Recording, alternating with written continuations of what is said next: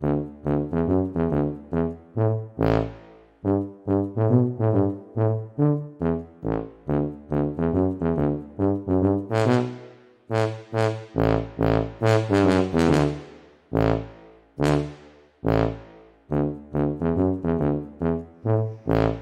welcome back to my class in statistics.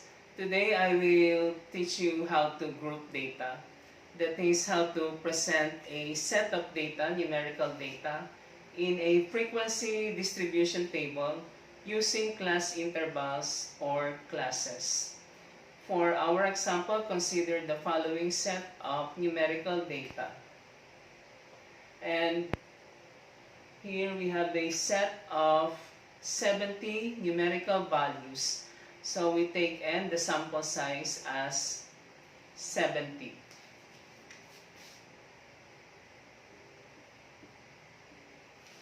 And you can check the sample size n equals 70 by actually counting the number of numerical values. 1, 2, 3, 4, 5, 6, 7. We have 7 in a row. And we have how many rows? 1, 2, 3, 4, 5, 6, 7, 8, 9, 10. We have 10 rows and 7 numbers in a row. So that's 7 multiplied by 10. Or 10 multiplied by 7, 10 rows multiplied by 7 numbers in a row. We have a sample size of 70. In grouping a set of numerical data such as this, the first step is to find the range. And a range, as you know, is a measure of variability or dispersion. And the range is defined as the difference between the highest value and the lowest numerical value.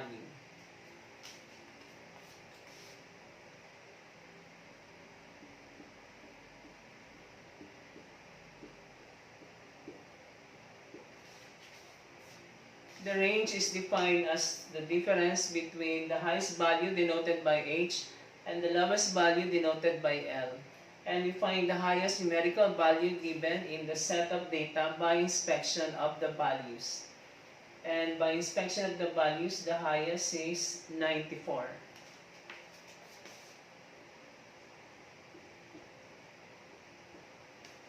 We also find the lowest value in the given set of data by inspection of the given set of numerical values.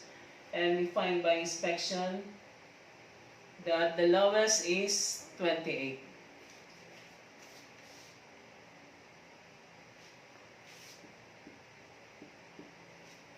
Thus the range equals highest 94 minus the lowest 28.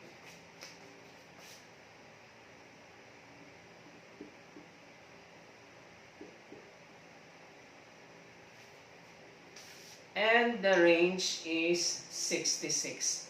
94 minus 28 is 66. That is the first step. The second step is to compute the class width, or the number of numerical values that should be contained in a class interval or in a class.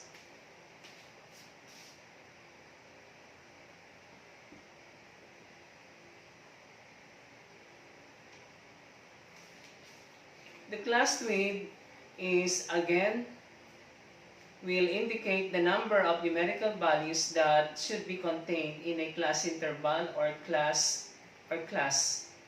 And the class width is defined as the range divided by the number of class intervals or number of classes. Small w denotes the class width.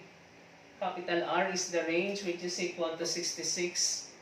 And small c is the number of class intervals or the number of classes. For this example, I will use 7 class intervals or 7 classes. In your assignment or in your exercise for practice, as well as in the quiz or final exam, the number of class intervals C will be given. Otherwise, you will all have different answers if you freely choose the value of C. But there is no definite value for C. Different books give different ranges for values of C.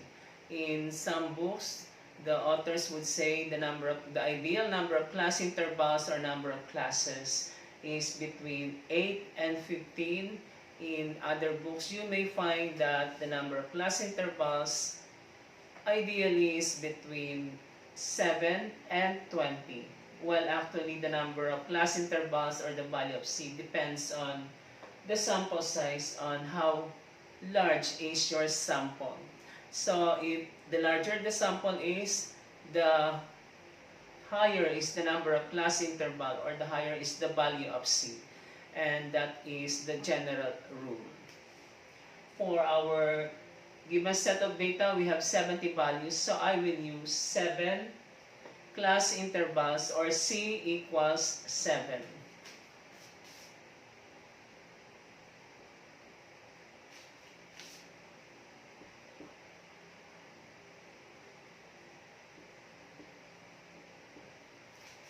We compute the class width W by dividing the range 66 by the number of class intervals, or C, 7. And 66 divided by 7 using your calculator is to 2 decimal places is 9.43.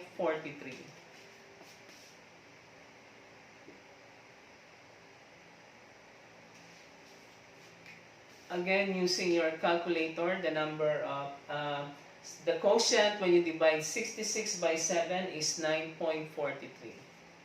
Now, the class width is always a whole number. If you get a class width of whole number, then that is your final class width.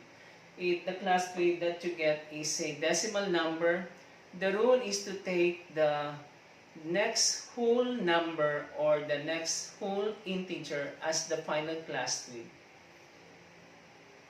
And the computed class width is 9.43. The next whole number is 10.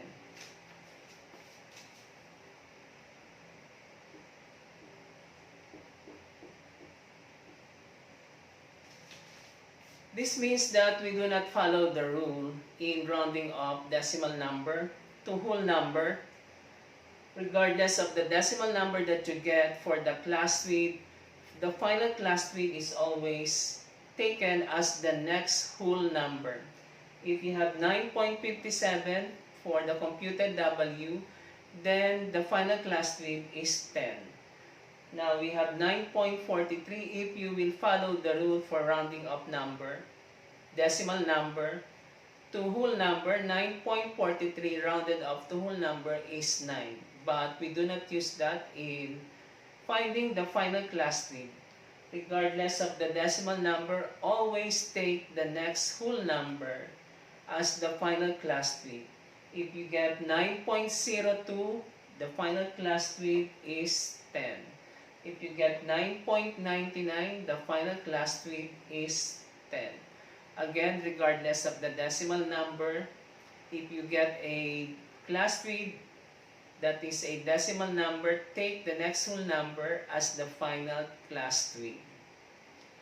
And the next step now is to list down the 7 class intervals. And we start with the first class interval. And each class interval has a lower and upper limit. And we start with the first class interval. The lower limit of the first class interval is the lowest value, corresponds to the lowest value.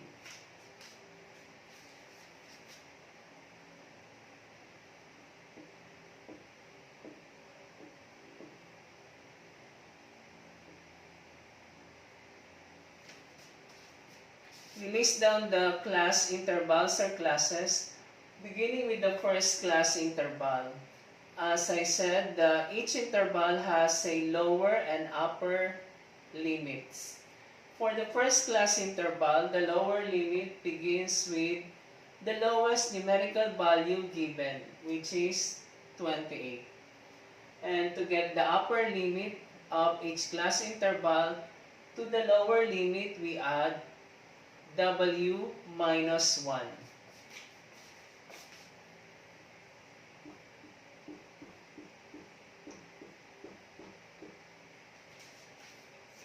Our final class width is 10. Minus 1, it's always minus 1. Minus 1 here is a constant. 10 minus 1 is 9. Hence, to the lower limit, 28, we add w minus 1, which is 9. We add 9 to 28, we get 37. This is the first of the 7 class intervals or classes. And the lower limit is 28. The upper limit is 37. The next whole number or integer next to 37 is 38.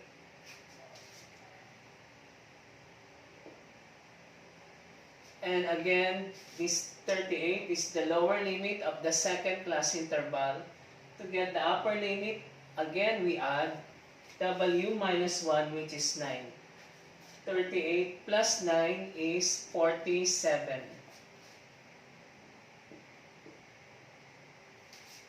Next to 47 is 48. 48 is the lower limit of the third interval. And to 48, we add again w minus 1 or 9. 48 plus 9 is 57. And we continue in this fashion until we have listed down all the 7 class intervals or classes. Next to 57 is 58. To 58, we add w minus 1 or 9. 58 plus 9 is 67. Next to 67 is 68. To 68, we add w minus 1 or 9. 68 plus 9 is 77. Now we have how many class intervals? 1, 2, 3, 4, 5. So we need 2 more class intervals or classes. Next to 77 is 78. To 78, we add 9. 78 plus 9 is 87. Next to 87 is 88.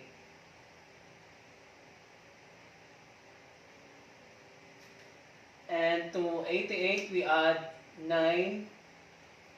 88 plus 9 is 97.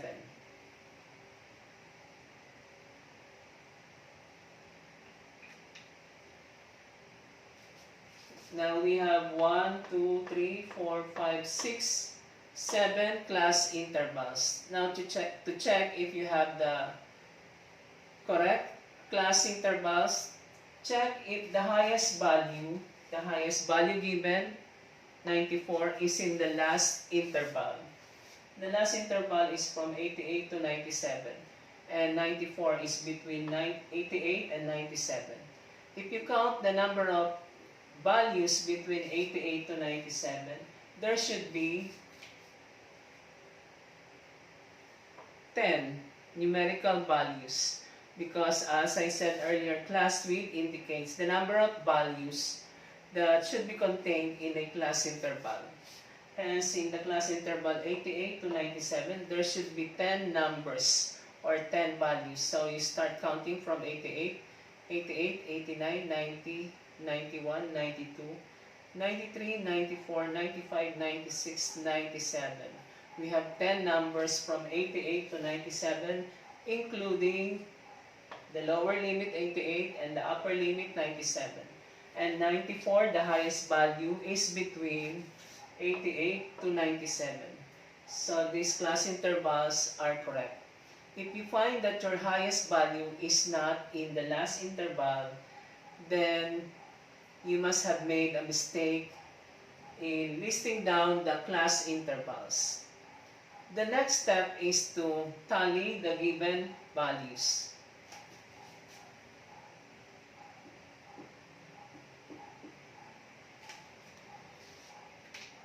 For the other class intervals, there should also be 10 numbers for each interval. 28 to 37, you can count there are 10 numbers from 28 to 37. Similarly, for the second interval, 38 to 47, there are 10 values. Now we tally, and I will go by row. We start with 78, 49, 70.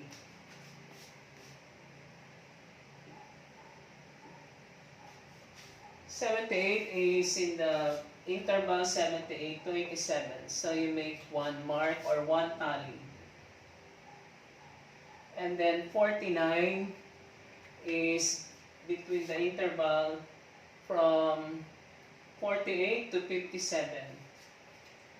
One tally. And 70 is between 68 to 77. Next, we have 90, 59, 93.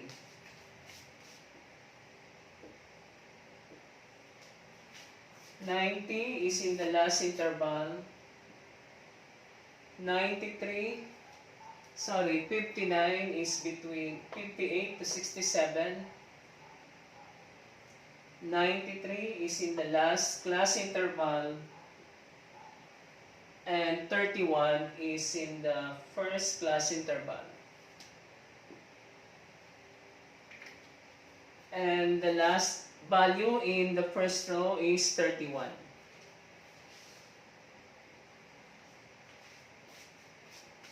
And 31 is between 28 to 37, so you make another tally or mark for this first interval. Now, I have encircled the numbers that I have tallied already, and that is only one way to ensure that I have tallied each and every value in this given set of numerical values. Now, we tally the second row, 61, 39, 77.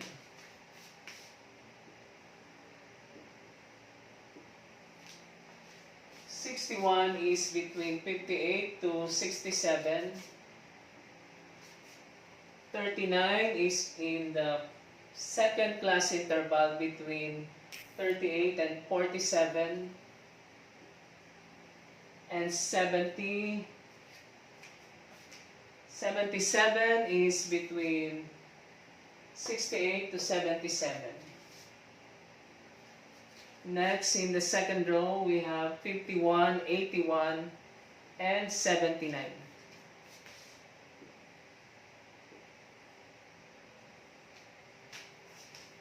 51 is between 48 to 57.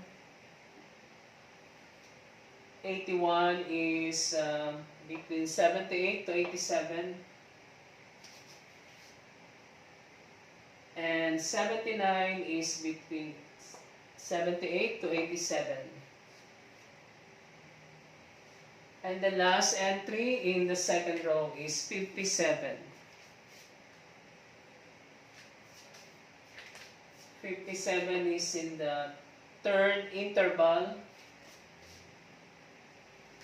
And we continue doing this tally until we have completed. We have tallied all the numerical values until the last numerical value, 90. Suppose we have completed the tally. We have tallied all the numerical values up to the last one, 90. And this is the completed tally. For the second interval, there are 5 values. Frequency is 5. In your tally, after the first 4 vertical tallies, the 5th tally is made across the first 4 vertical tallies. It is the same for this interval. After the 4 vertical tallies, the 5th tally is made across the first 4 vertical tallies. And after you have completed the tally, we write the frequency column. The frequency tells the number of values in the given set of data that fall in the given interval. Here we have 3 tallies, so the frequency is 3. This means there are 3 values in the given set of data that fall in the interval 28 to 37. Here we have 5 tallies, hence the frequency of the second class interval is 5. And this frequency of 5 means that there are 5 values in the given set of data that are between 38 and 47. And one way to check if the tallies and the frequencies are correct is to find the sum of the F column or summation of F. And the summation of the frequency should be equal to the sample size, which is 70. So you add 3 plus 5 is 8, plus 9 is 17, plus 9 is 26, plus 19 is 45, plus 13 plus 12 is 25, 45 plus 25 is 70. The next step is to find the class mark or the midpoint of class interval.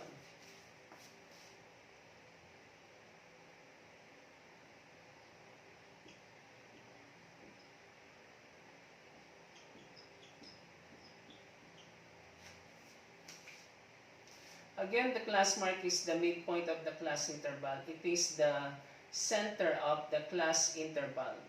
And the class mark or the midpoint of class interval is obtained by adding the lower and the upper limits of each interval and dividing the sum by 2.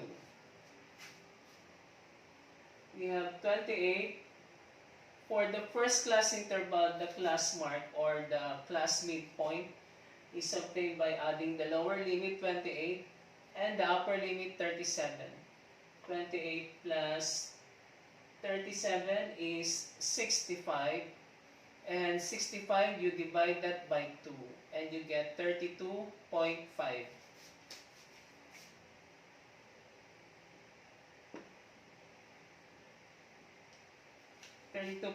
is the midpoint or the center of the class interval from 28 to 37. For the second class interval, the class mark or midpoint plus midpoint is obtained by adding the lower limit 38 and the upper limit 47 and dividing the sum by 2. Again, we have 38 plus 47, that's 85. And 85 divided by 2 is 42.5.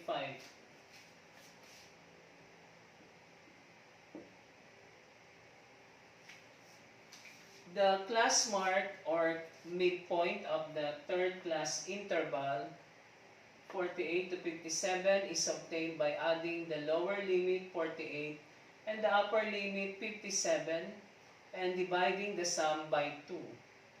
48 plus 57, that's 105, and 105 divided by 2, that's 52.5.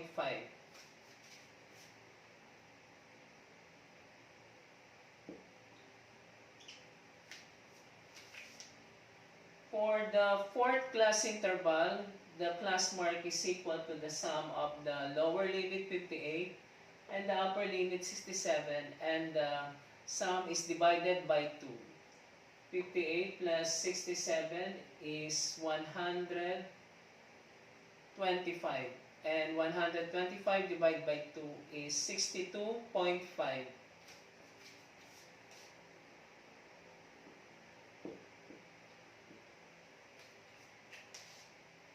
Now you can see some pattern in this computed class marks.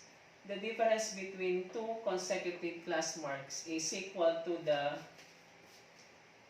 final class with W10. Example 42.5 minus 32.5, the difference is 10, which is the final class with W equals 10. The same with the difference between these two consecutive class marks, 52.5 minus 42.5, the difference is 10, equals the final class with W equals 10. And the same with the difference between these two consecutive class marks, 62.5 minus 52.5 is 10. This means that the easier way to get the class marks of the class intervals is to simply add the final class width to the preceding class mark. So to get the class mark of the interval 68 to 77, we simply add 10, the final class width, to the preceding class mark. 62.5 plus 10 is 72.5.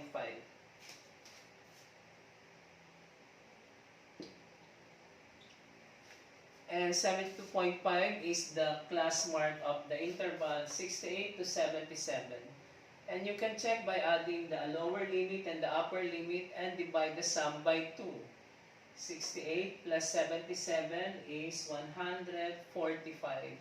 And 145 divided by 2 is 72.5.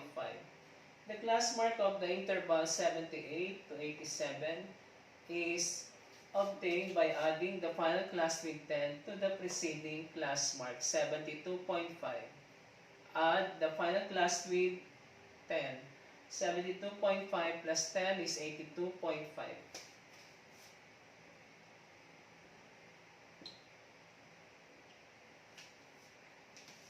And for the last class interval, the class mark can be obtained by adding the final class with 10.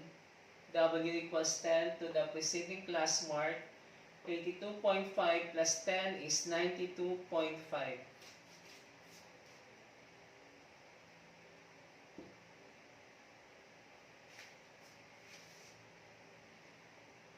Now we can compute the mean of this. This is now an example of frequency distribution table for group data, because we have presented the set of numerical data using class intervals or classes. So we call this group data. And for group data, we compute the mean using the following formula.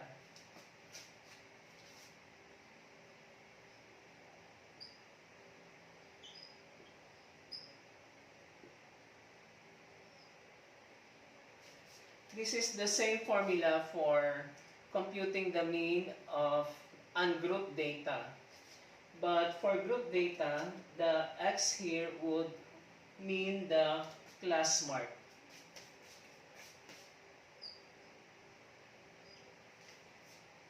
And the class mark is multiplied by the corresponding frequency.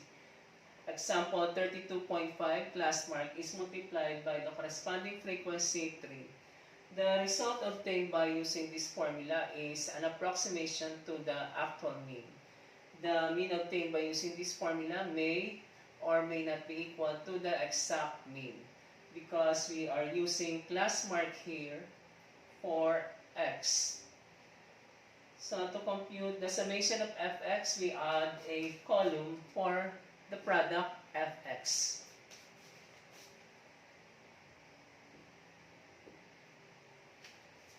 And after we get all the products fx by multiplying the class mark by the corresponding frequency, we add the last column to get the summation of fx.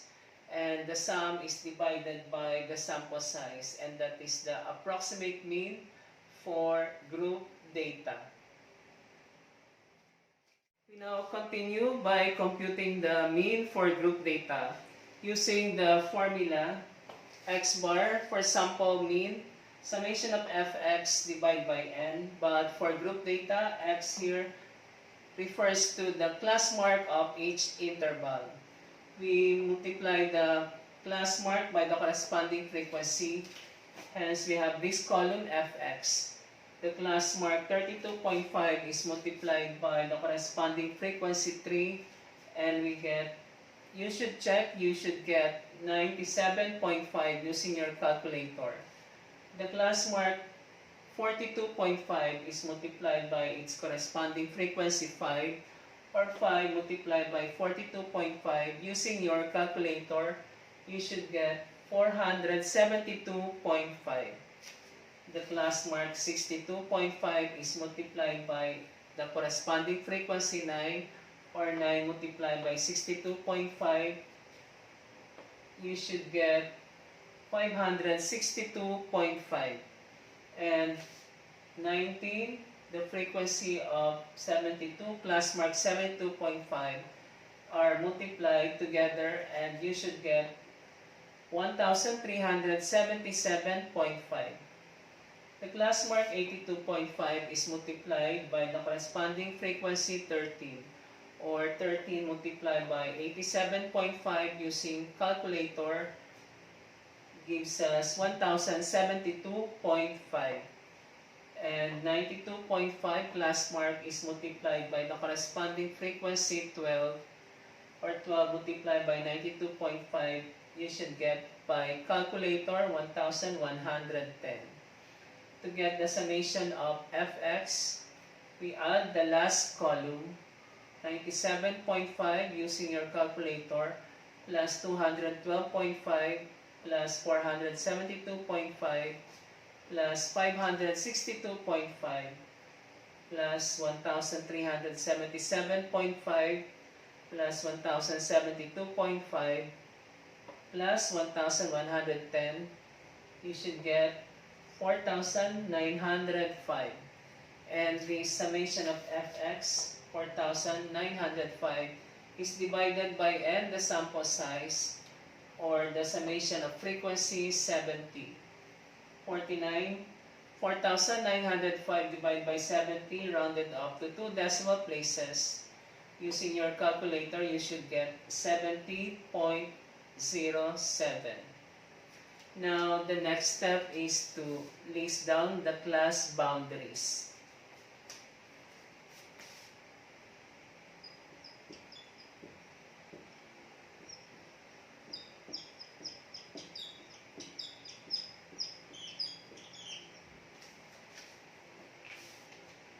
The class boundaries are computed for each class interval.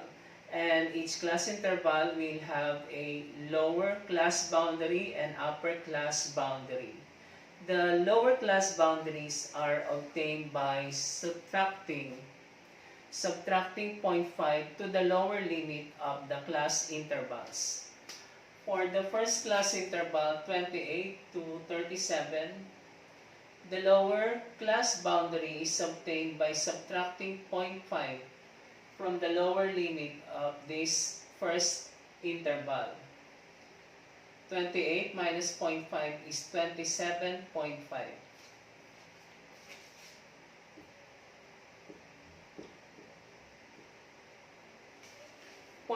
There is a constant. We always subtract 0.5 from the lower limits of the class intervals to get the lower class boundaries.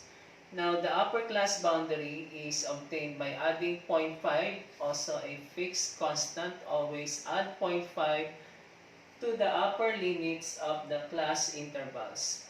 For the first class interval, the lower limit is obtained by subtracting 0.5 from 28. 28 minus 0.5 is 27.5.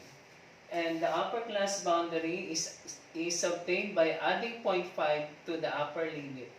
37 plus 0.5 is 37.5.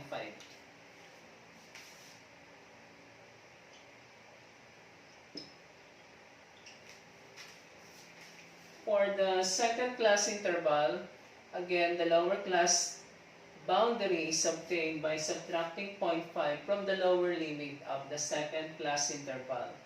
38 minus 0.5 is 37.5.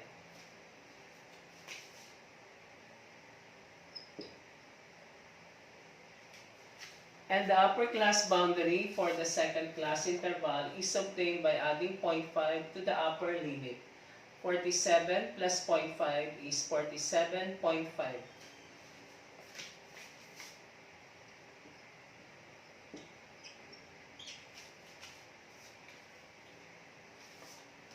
For the third class interval, the lower class boundary is obtained by subtracting 0.5 from the lower limit of this third class interval. 48 minus 0.5 is 47.5, and the upper class boundary of the third class interval is obtained by adding 0.5 to the upper limit 57 of the third class interval.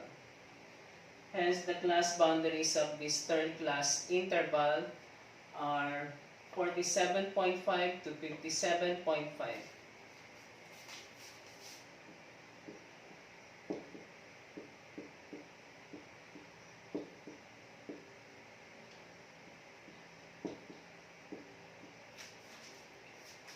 For the class interval 58 to 67, the class boundaries are the lower class boundary 58 minus 0.5 is 57.5. The upper class boundary is 67 plus 0.5, 67.5.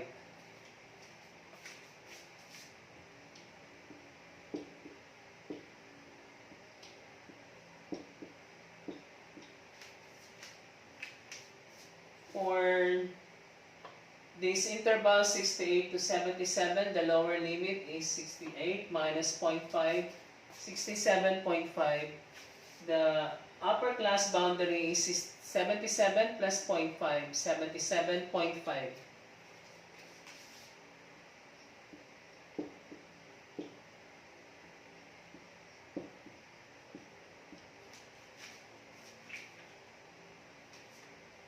For this interval 78 to 87, the lower class boundary is obtained by subtracting 0.5 from the lower limit 78. 78 minus 0.5 is 77.5. And the upper class boundary is obtained by adding 0.5 to 87. 87 plus 0.5 is 87.5.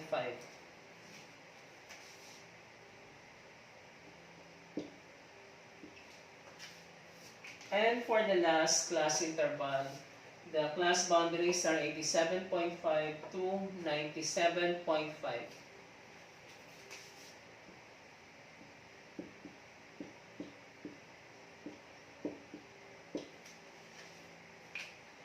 Using the class boundaries, you can also compute the class marks by adding the lower class boundary and the upper class boundary and dividing the sum by 2. For the first class interval, 28 to 37, the class mark may be obtained by adding the lower class boundary, 27.5, plus the upper class boundary, 37.5. We have 27.5 plus 37.5, that's 65, and divide by 2, you get 32.5. And that's only one way to check if the class marks you get by adding the lower limit and the upper limit and dividing the sum by 2 are correct. And by inspection of these class boundaries, you can see that there is no gap between two consecutive class intervals, 27.5 to 37.5. The next class interval starts from 37.5 to 47.5.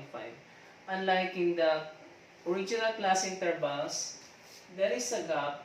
The first interval is 28 to 37. The next interval is 38 to 47. There is a gap between 37 to 38. Between these two consecutive intervals, there is a gap of 1 unit, 37 to 38. Whereas in the class boundaries, there are no more gaps between two consecutive class intervals. The numbers are continuous, 27.5 to 37.5, and the second class interval immediately begins from 37.5 to 47.5. And that is one reason why some statisticians, they prefer to work with class boundaries instead of the original class intervals. We now construct the relative frequency column and commutative frequency column for our distribution of group data. The computation of relative frequencies for group data are the same for computations of relative frequencies for ungrouped data. The relative frequency, as we said before, expresses each frequency as percentage of the sample size. Thus, the relative frequency is obtained by dividing each frequency by the sample size and multiplying by 100%.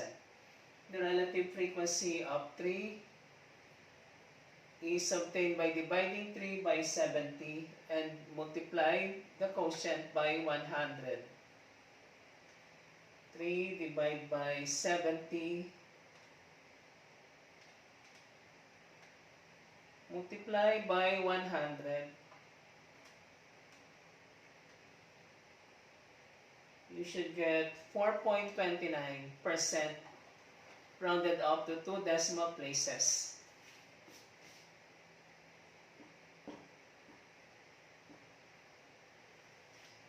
The relative frequency for the frequency of 5 is obtained by dividing 5 by the sample size 70 and multiplying the quotient by 100%. 5 divided by 70 and multiply by 100%.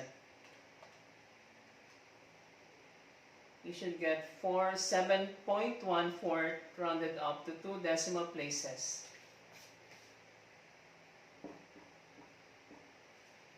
The relative frequency of 9 is obtained by dividing 9 by the sample size 70 and multiply by 100. 9 divided by 70 multiplied by 100 and round off your answer to 2 decimal places and you should get 12.86.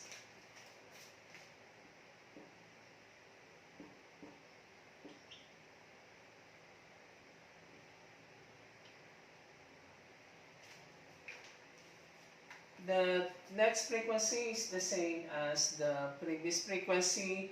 Thus, the relative frequency of 9 is also 12.86.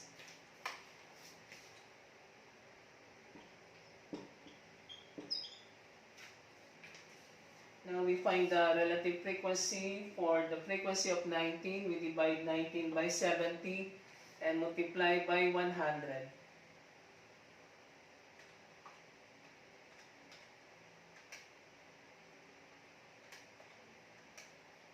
You should get 27.14%.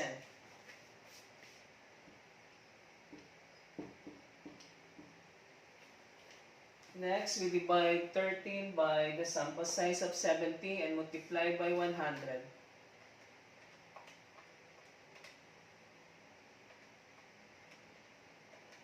To 2 decimal places, you should get 18.57.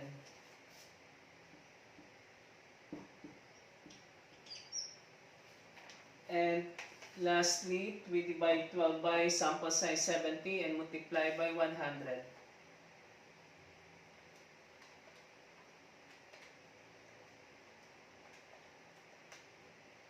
We should get 17.14%.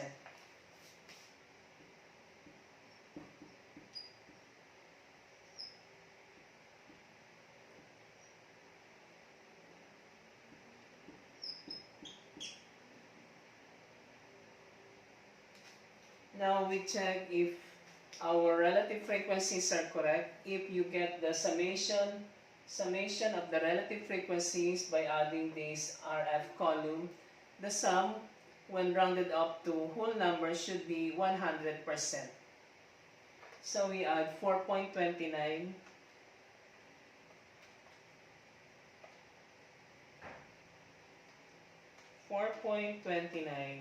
plus 7.14 plus 12.86 plus another 12.86 plus 27.14 plus 18.57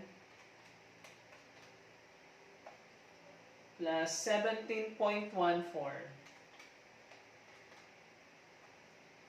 and we get exactly 100%.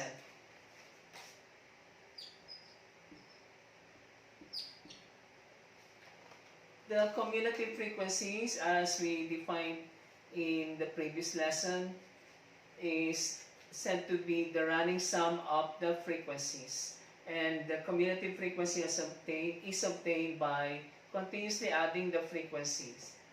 The cumulative frequency of the first class interval corresponds to the first frequency, 3.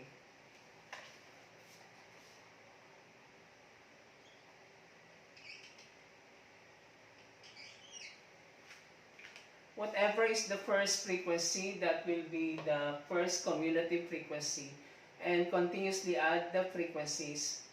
3 plus 5 is 8.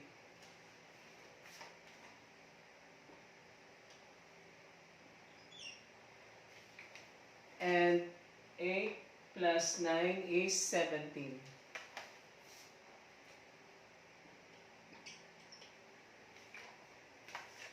Seventeen plus 9 is 26.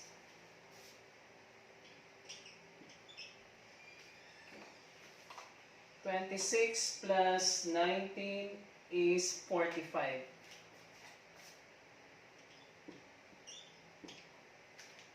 And 45 plus 13 is 58.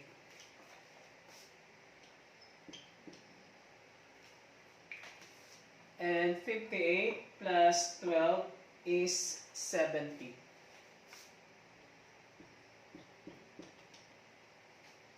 The last cumulative frequency should always be equal to the sample size. And that's one way to check if you obtain the correct cumulative frequencies. Now we draw the histogram for this group data. In the horizontal axis, we write the class marks, equally spaced in the horizontal axis. And in the vertical axis, we write the frequency. We select a scale for the vertical axis depending on the lowest and the highest frequencies. The lowest frequency is 3, while the highest frequency is 19. So I will use 2-unit intervals for the vertical axis for the frequency, and we write these class marks equally spaced in the horizontal axis.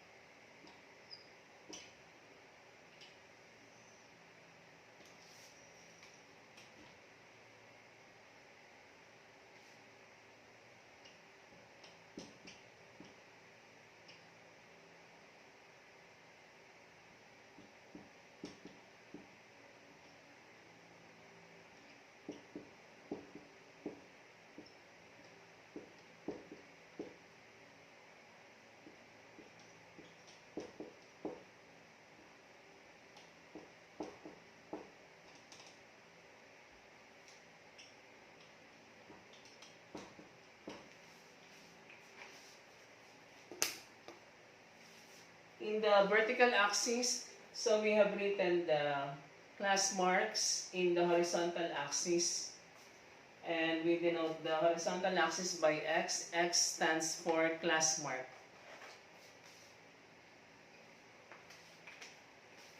The class marks are 32.5, 42.5, 52.5, 62.5, 72.5, 82.5, and 92.5. They are equally spaced in the horizontal axis. In the vertical axis, I will use 2-unit intervals for the frequencies.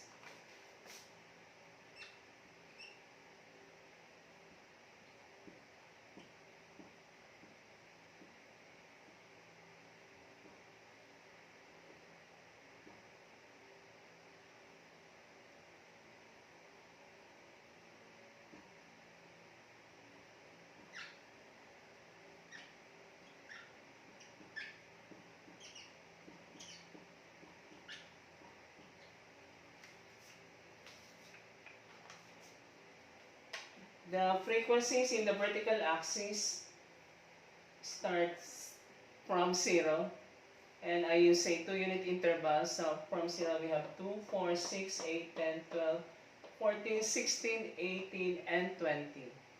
but the highest frequency is 19. Now we construct the histogram consists of vertical bars. Unlike the vertical bar graph, the histogram, there are no spaces between consecutive vertical bars. In vertical bar graph, there are spaces between consecutive vertical bars. But in histogram, there are no spaces between consecutive vertical bars. For the first class interval 28 to 37 with class mark of 32.5, we construct a vertical bar with height of 3 units for the frequency 3, and we write 32.5 at the midpoint of the base, the lower base of the vertical rectangle or vertical bar.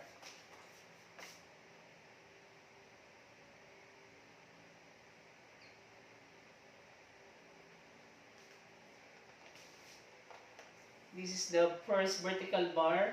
At the midpoint of the lower base, you find the class mark 32.5.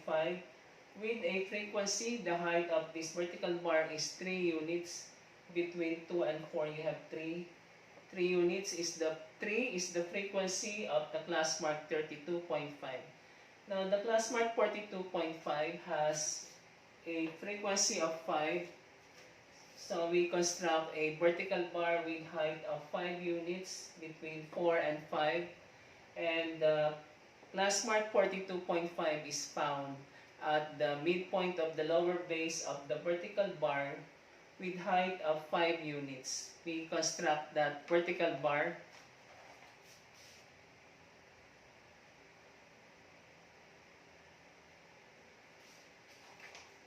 The second vertical bar has a height of 5 units between 4 and 5. At the middle or center of the lower base, you find the class mark 42.5 with frequency of 5 units. The class mark 52.5 has a frequency of 9. Therefore, the vertical bar for 52.5 has a height of 9 units corresponding to the frequency of 9 between 8 and 10.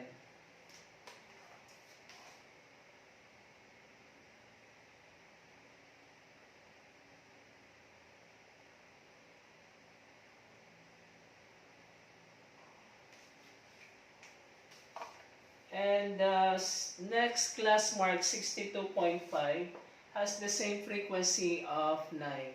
Therefore, these two vertical bars for the class marks 52.5 and 62.5 with the same frequency of 9 have the same height of 9 units corresponding to frequency of 9.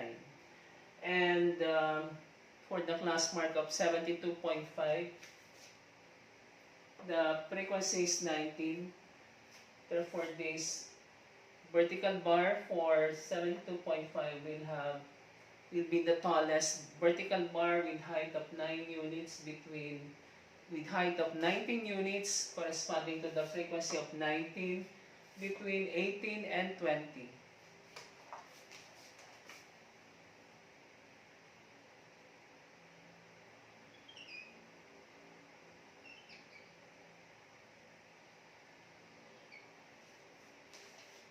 Again, the class mark 72.5 is located at the center of the lower base of this tallest rectangle or tallest vertical bar. If you interpret this tallest vertical bar, it would mean that the mode is the value with the highest frequency is approximately 72.5. Now, for 82.5, the frequency is 13. So we construct a vertical bar with height of 13 units between 12 and 14 for the class mark of 82.5.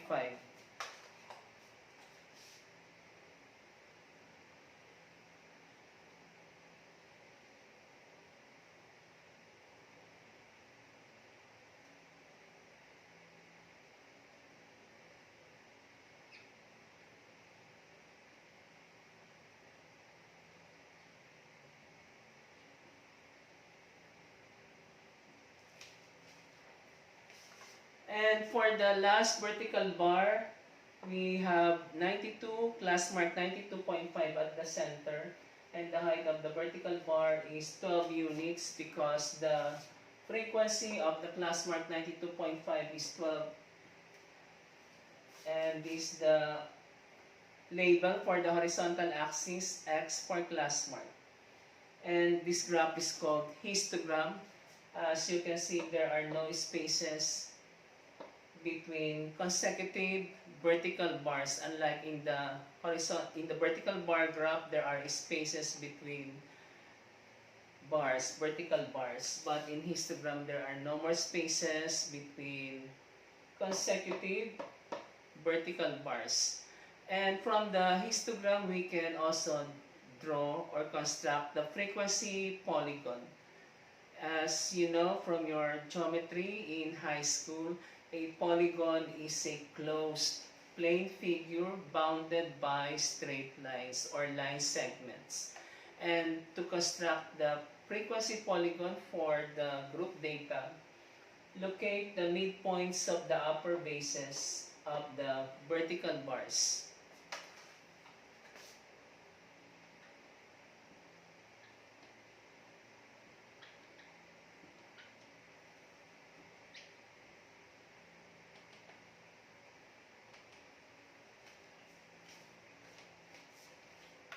Again, to construct the frequency polygon for group data, we construct the frequency polygon from the histogram. That means you have to draw first the histogram before you can construct the frequency polygon, because you have to locate the midpoints of the upper bases of the vertical bars.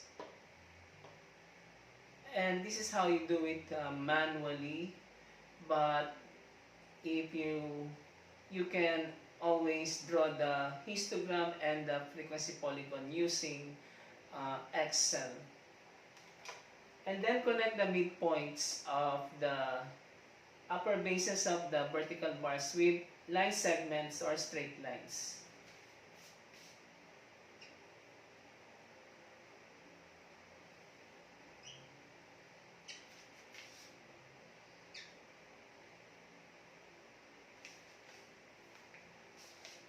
Connect the midpoints of the upper bases of the rectangles or vertical bars with straight lines, but you can see this is not yet a closed plane figure. To close the polygon, bring down this point to the horizontal axis between 0 and this point.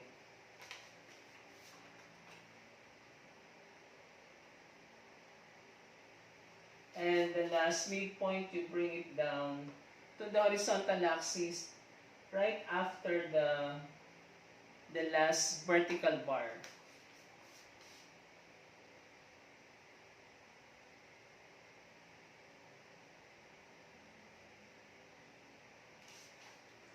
Now our frequency polygon is bounded by this part of the horizontal axis. So our frequency polygon here has 1, 2, 3, 4, 5, 6, 7, 8, 9 sides. That means that our frequency polygon is a nonagon, a polygon with bounded by 9 sides. We continue with the graphical presentation of our group data. We now present the data in an ogive.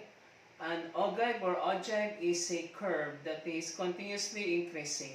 And to construct the ogive or ogive, we need only two sets of information: the class marks and the corresponding cumulative frequencies. In the vertical axis, we write the cumulative frequencies and we select a scale based on the lowest and the highest cumulative frequencies. Since the highest cumulative frequency is 70, I will use a 10-unit intervals for the vertical axis. And the class marks, like in a frequency polygon or frequency histogram, the class marks are written equally spaced in the horizontal axis.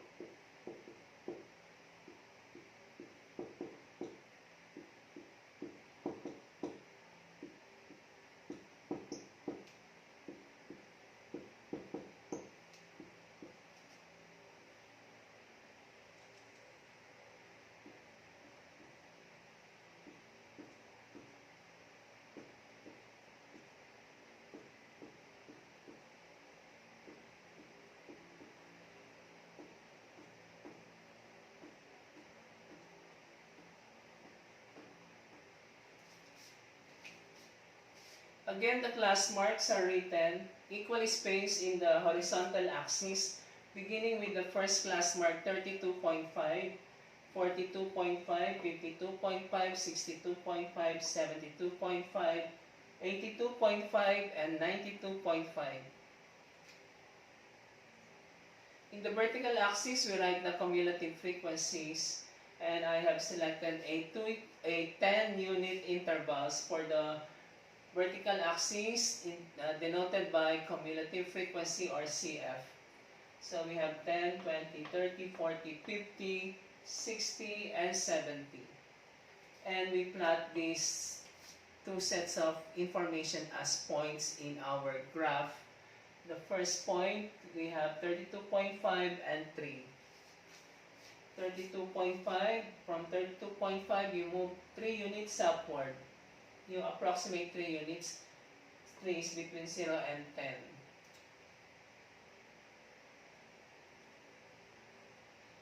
And this is the point with coordinates 32.5 and 3. Now, the class mark 42.5 has cumulative of 8. From 42.5, you move upward with 8 units upward.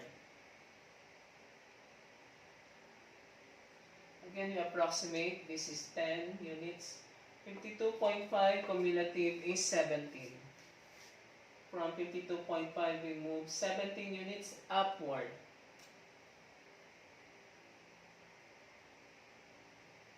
And 62.5 cumulative frequency is 26.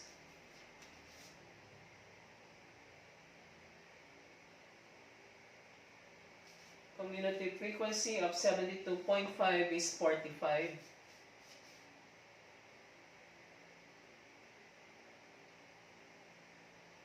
Cumulative frequency of 82.5 is 58.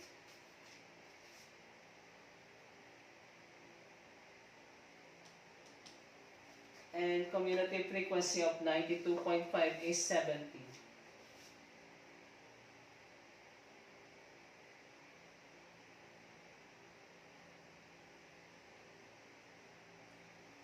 And connect the points with a curve.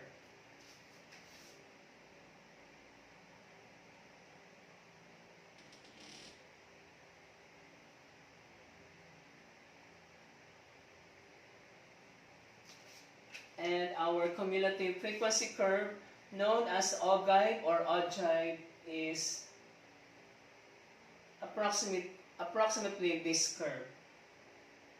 It's continuously increasing and it should be a smooth curve. And for your practice, exercise for practice, or for your assignment, please try the following exercise. These are the given data, the set of numerical values. You just count the number of rows and the number of values in each row, and you multiply the two numbers and you get the sample size. We have 1, 2, 3, 4, 5, 6 in a row, and we have 5 rows, so we have a set of 30 numerical values. Therefore, 30 is the sample size. And you present this set of data in a group frequency distribution using class intervals with 6 classes or 6 class intervals. This is the value of small c when you compute the class width. And construct the frequency distribution with columns for class intervals. Just what we did today in our example.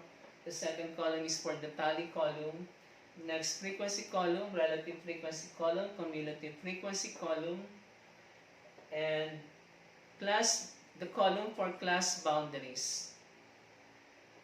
And we also need the column for class mark.